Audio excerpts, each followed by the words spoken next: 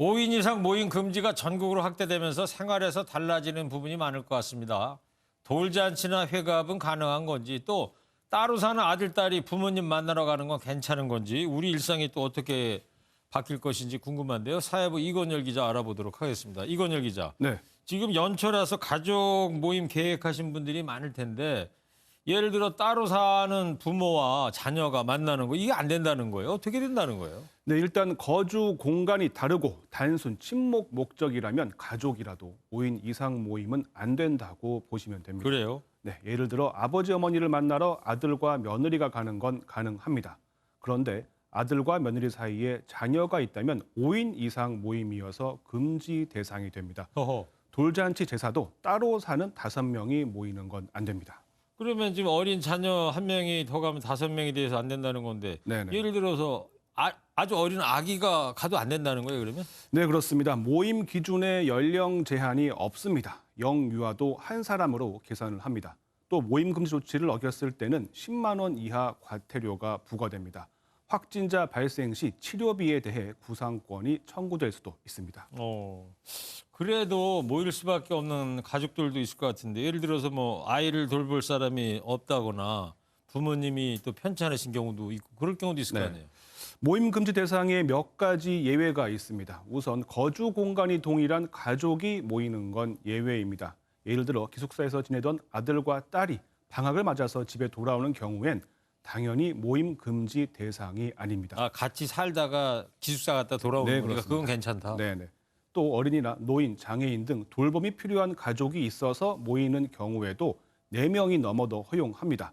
요양보호사나 가족이 아닌 지인이 모이는 것도 가능합니다. 네. 그러면 5명이 식당을 이용할 때 이 2명, 3명 나눠 앉는 건 가능한 건지 이게 궁금해하시는 분들이 많습니다.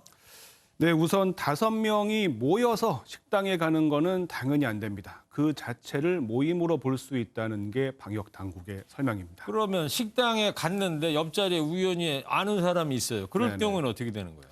궁금하신 분들은 더불어민주당 황운하 의원 사례를 살펴보시면 좀 도움이 될 것 같습니다. 황 의원을 포함한 6명이 한 방에서 테이블 2개에 3명씩 나눠서 식사를 했다는 의혹이 제기됐습니다. 네. 2 테이블에 서로 아는 사람이 섞여 있던 것으로 전해집니다. 결론부터 말씀을 드리자면은 방역 수칙 위반이 아니었습니다. 네. 황 의원은 옆 테이블 사람들이 따로 온 사람들이라고 밝혔습니다. 대전시 중구청은 조사 결과 2 테이블 일행이 입장한 시간이 다르고 식대 결제도 따로 했다고 설명했습니다. 또 테이블 거리도 1m 이상 떨어졌고 칸막이도 설치돼 있었다고 합니다. 우연히 아는 사람을 만나는 거는 뭐 어쩔 수 없겠지만 이렇게 거리를 두고 떨어져 앉으시는 게 좋겠습니다. 네, 그렇군요. 그리고 또 이 정부 조치를 보면 말이죠. 거리두기 2.5단계 플러스 알파다. 네. 이런 생각이 드는데 이 조치가 지금 효과를 보고 있긴 있는 거죠? 네, 그 수도권 주민들의 이동이 대폭 줄면서 감염 재생산 지수가 내려갔습니다. 감염 재생산 지수는 확진자 1명이 감염시키는 사람 수인데요. 재생산 지수를 1 이하로 떨어뜨리는 게 방역 당국의 목표입니다. 자, 그러면 2.5단계가 효과가 있다. 이러면 차라리 아주 짧고 굵게 이 3단계로 상향하는 게 더 낫지 않냐. 이런 의견도 있단 말입니다. 문제는 굵은 거리두기 3단계를 짧게 진행하는 게 쉽지 않다는 겁니다. 그래요? 거리두기가 효과를 거두려면 2, 3주로는 안 되고 6주 이상 유지를 해야 한다는 분석이 많습니다. 그런데 만약 3단계 거리두기를 6주 이상 유지한다면 경제적인 피해나 사회적 갈등이 예상 밖으로 커질 수 있습니다. 네, 그렇군요. 설이 다음 달 12일이죠. 이제 한 달여 남았는데 그때까지는 5인 이상 모임 금지 조치가 좀 풀려야 할 텐데 말이죠. 네, 그렇습니다. 자, 이건열 기자였습니다.